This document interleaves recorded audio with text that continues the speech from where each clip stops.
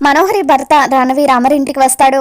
మోకాళ్ళ మీద కూర్చొని అమర్కి క్షమాపణ చెబుతూ నేను చేసిన తప్పుకి నన్ను క్షమించండి జీ అని చెప్పి అంటూ ఉంటే అయ్యో పైకి లేవండి అని చెప్పి అమర్ అంటూ ఉంటాడు.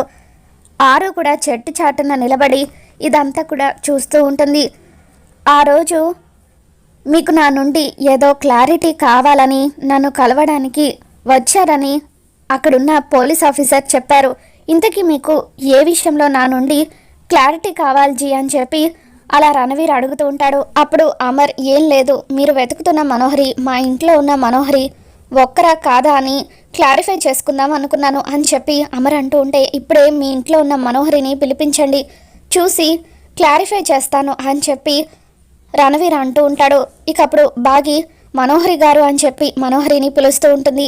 ఏంటి అని మనోహరి సీరియస్గా గదిలో నుండి బయటకు వస్తుంది.